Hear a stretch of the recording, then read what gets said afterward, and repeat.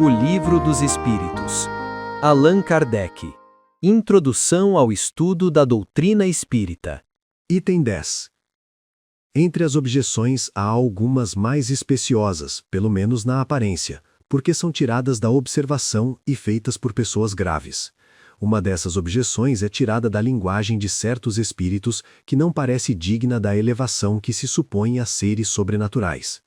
Se nos reportarmos ao resumo da doutrina acima apresentado, veremos que os próprios espíritos nos ensinam que eles não são iguais em conhecimentos, nem em qualidades morais, e que não se deve tomar ao pé da letra tudo o que dizem.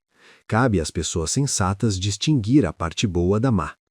Certamente, aqueles que desse fato concluem que lidamos somente com seres malfazejos, cuja única ocupação é mistificar-nos, não têm conhecimento das comunicações dadas nas reuniões onde se manifestam somente espíritos superiores, senão não pensariam assim.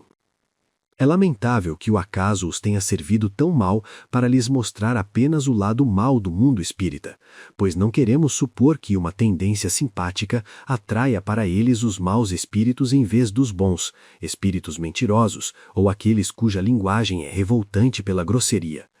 Poder-se-ia, no máximo, concluir que a solidez de seus princípios não é suficientemente poderosa para afastar o mal, e que, encontrando certo prazer em lhe satisfazer a curiosidade a esse respeito, os maus espíritos se aproveitem para se introduzir em seu meio, enquanto os bons se afastam.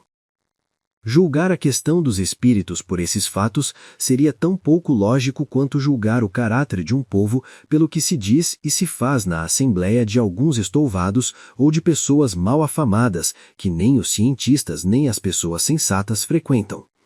Essas pessoas se encontram na situação de um estrangeiro que, chegando a uma grande capital pelo seu subúrbio mais feio, julgasse todos os habitantes pelos costumes e a linguagem desse bairro ínfimo. No mundo dos espíritos, há também uma boa e uma má sociedade, que essas pessoas estudem o que se passa entre os espíritos de elite e ficarão convencidas de que a cidade celeste encerra outra coisa que não a escória do povo. Mas, dizem elas, os espíritos de elite vêm entre nós? A isso nós lhes respondemos: não fiqueis na periferia, vede, observai e julgareis. Os fatos estão aí para todos, a menos que seja a elas que se aplicam as palavras de Jesus: têm olhos e não veem, ouvidos e não ouvem.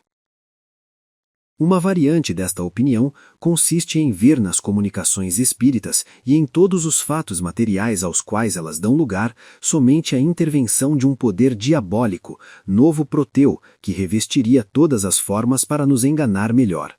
Não a acreditamos suscetível de um exame sério, por isso não nos deteremos nela. Ela é refutada pelo que acabamos de dizer, acrescentaremos apenas que, se fosse assim, seria preciso convir que o diabo às vezes é bem comportado, bem sensato e, sobretudo, bem moral, ou então que também há bons diabos. Com efeito, como acreditar que Deus permita apenas o espírito do mal se manifestar para nos perder, sem nos dar por contrapeso os conselhos dos bons espíritos? Se não pode fazê-lo, é impotente. Se pode e não o faz, é incompatível com sua bondade. Ambas as suposições seriam uma blasfêmia. Notai que admitir a comunicação dos maus espíritos é reconhecer o princípio das manifestações. Ora, a partir do momento em que elas existem, pode ser apenas com a permissão de Deus. Como crer sem impiedade que ele permita somente o mal com a exclusão do bem? Tal doutrina é contrária às mais simples noções do bom senso e da religião.